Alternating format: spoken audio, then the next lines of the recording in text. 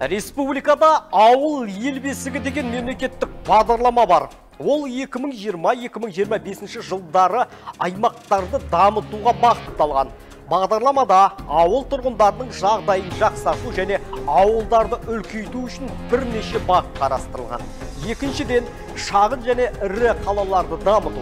Бұл бағыт бойынша инженерлік коммуникация, инфрақұрылымына қатысты шағын және орта кәсіпкерліктің көкжиегін кеңейту де енгізілген.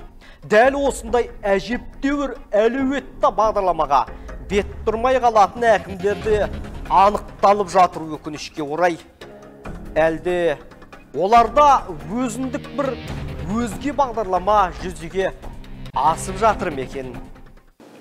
Бағдарлама бастау алғалы тек осы Дауылкөл ауылдық округі ғана бағдарламаға мүлдем қатыспаған.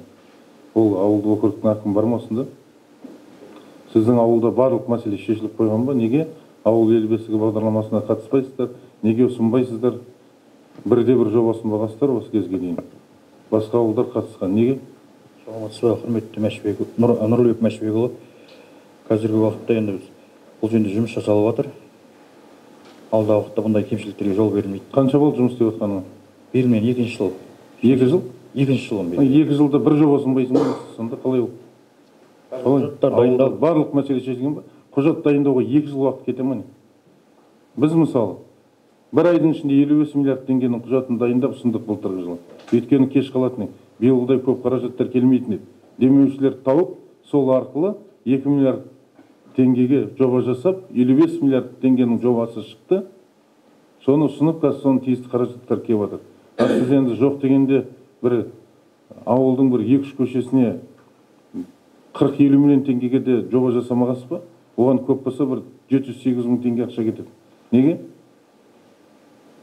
Қазір уақытта менде 4 көшеге жоба жасалып тұр. Ол кеш жасалып отыр, мен сізге тағы да айтамын. Осыдан сіздердің елге деген сорадағы, өзіңіздің қызметіңізге деген жанашырлығыңыз, жауапкершіліктеріңіз сезіледі. Мемлекет басшысы ауылдарды көтереміз деп үлкен жұмыстар жасап отыр. Бізге тапсырма берді үкіметке. Ең бірінші қол қойған ол кісінің жарлығы кешегі сайланғаннан кейін осы ауылдарды көтеруге байланысты болды.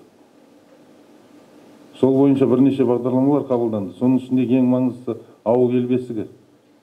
Осының аясында көптеген жаңа жобалар қазір елде жүзеге асып жатыр. Сіздер бірде-бір жоба ұсынбайсыздар. Келгеніне 2 жыл болды. Қалай ол?